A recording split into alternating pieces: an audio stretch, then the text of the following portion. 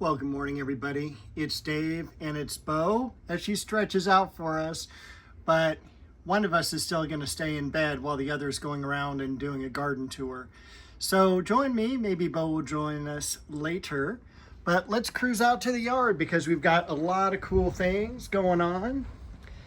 First and foremost, we spent the last week pruning back all the growth on the Magnolia. This is just a regular Magnolia Alexandria, but it's absolutely beautiful, planted mid-90s, and it is just a stunning tree. If you've seen my videos during the wintertime, beautiful pink tulip-shaped flowers that are very fragrant, and once it puts out its leaves, it starts to put out a tremendous amount of growth.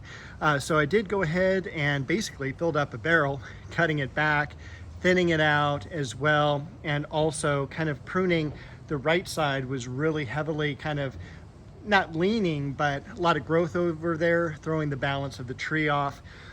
A lot more symmetrical, and also kind of raised the skirt on it as well.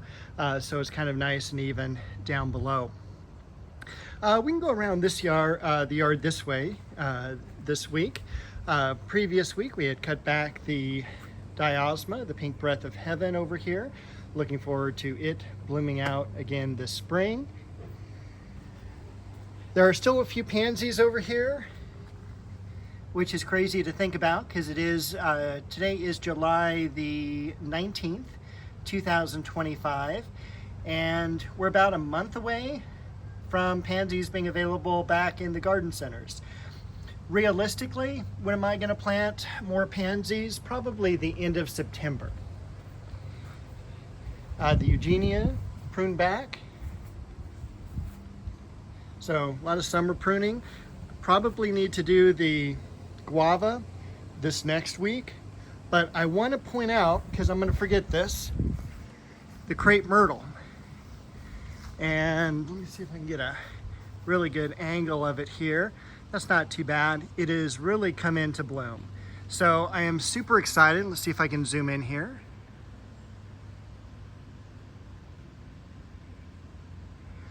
Look at all those beautiful blossoms. So, can't wait to just really sit back and enjoy those blooms. This has been one of the better years for it in terms of blooming. It was thinned out a little bit recently, probably a month or two ago, but it's just one of the original foundation plantings for the house from the 1950s, and one of my favorite plants. Although it is kind of messy, you know, you are going to have the blossom drop, you're going to have the leaf drop, and in the summer you have bark peel. This is just really common. It'll peel off. Fresh bark on the outside will make the tree look nice the rest of the entire year. So it's only for a short time, totally natural, and it's arguable whether or not crepe myrtles are very big shrubs or they're trees. They do sucker a lot, which you just saw there, coming up and blooming really nicely. But it is something that, you know, we argue is like, yes, you can treat it as a standard or you can treat it as a shrub.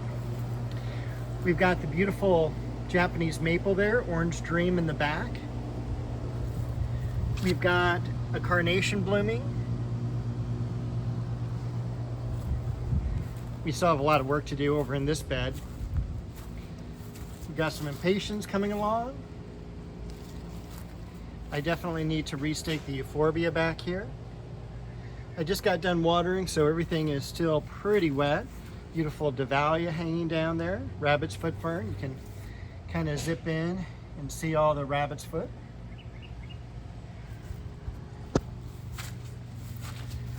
Got the variegated scented geranium, and the cuttings that I made are back here along the fence. Those are doing terrific. Chamaecyparis. These clover-like plants, those are columbine. Got some ajuga down here.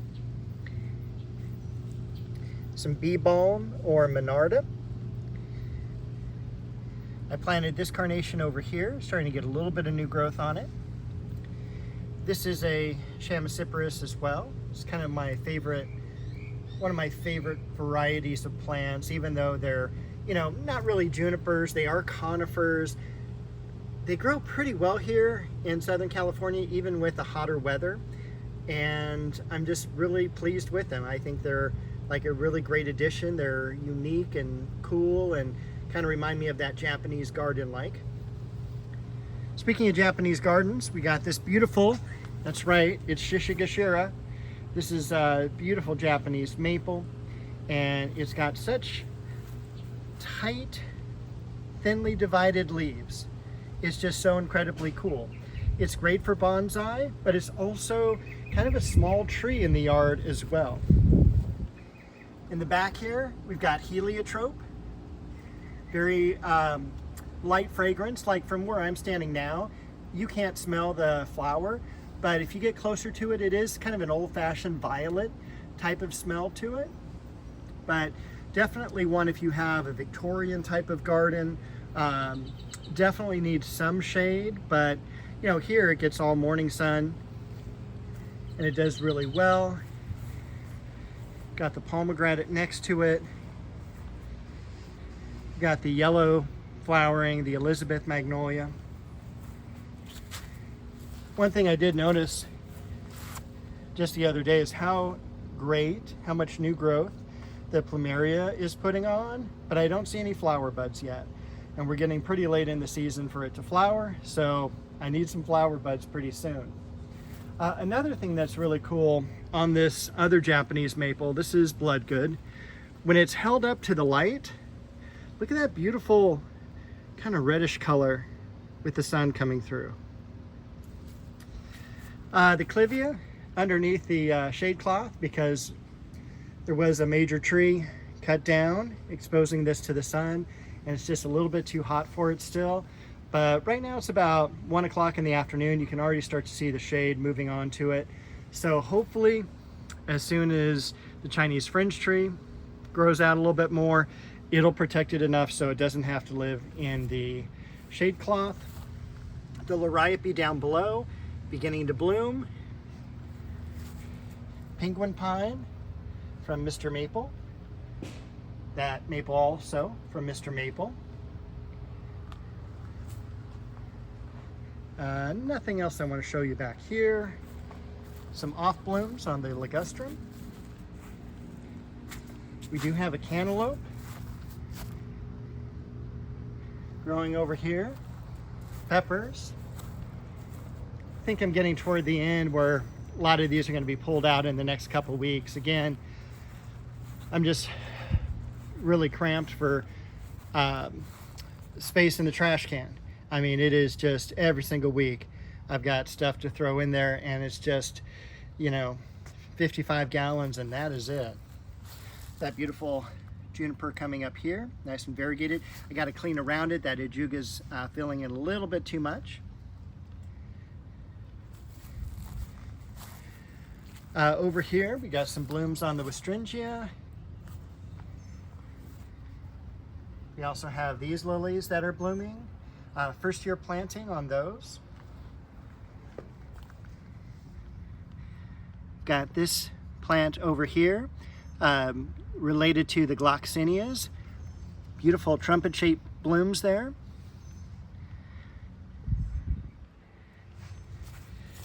By the way, another Chamaecyparis down here.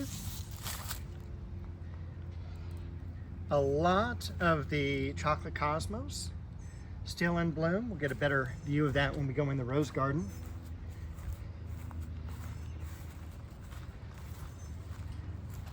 Hemlock. But look at all these blooms, it's wild. And a very light chocolate fragrance. This is the blooms on lamb's ears. I did some deadheading as well last week, but I still have a lot to go. Again, you know, pruning back that magnolia around the patio, that took up all the trash this week. I got to get the Shastas cut back. I got to get back in this area here, pulling the weeds and cutting the bearded iris. It is the end of July already. We've got the white lilies. These are Casablanca lilies. They bloom later than all of the others. They bloom here, at least in Southern California, in August, but very large white blooms, very fragrant. We've got the almond bush also spiking out into bloom. Double pink lily here. I mentioned this last week. Kind of a peppery, spicy type of fragrance to them. Santolina, the green form. There's also a gray. The multi-grafted plum tree, doing exceptionally well, as is the Leonotis. Cherry tree, and down beneath it, we've got bearded iris. And you can even see, this is Beau's favorite. This is the catmint. Cut it back just a couple weeks ago. It's already growing like crazy. So Beau has forgiven us for pruning that back. Got the apricot tree. Beautiful red rose. And also the sandback jasmine.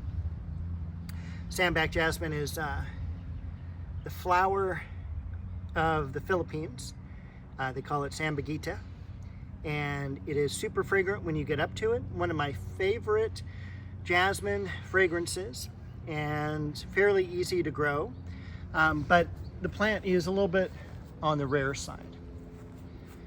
And my flowering apricot tree there, can't wait for that to grow up a little bit more next year, and definitely can't wait for it to bloom as well. There is a lot of things I want to do as well for the yard over the winter time, so I'm doing a lot of maintenance on it right now, trying to get it all cleaned up, weed free, and ready for the fall. I want to do a pergola over here, and I want to do at least one bed in the center of the grass for maybe a couple other small trees, and maybe some more Japanese maples. We'll see how that goes. But yeah, stay tuned. So we're gonna end this. Beau says, I'll speak for Beau since she's still asleep. She says happy gardening, and I do as well.